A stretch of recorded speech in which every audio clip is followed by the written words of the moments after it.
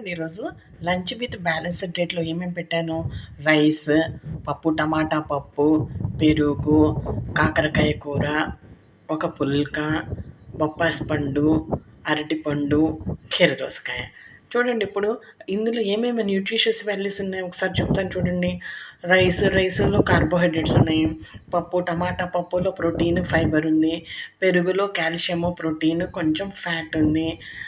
కీర దోసకాయలు micro nutrients ఉన్నాయి. కాకరకాయ ఉల్లిపాయ కూర అండి.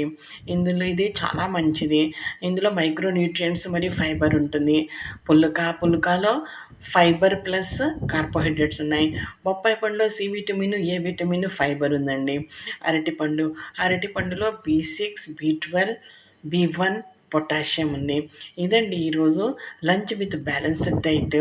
Thank you for watching video. Thank you so much.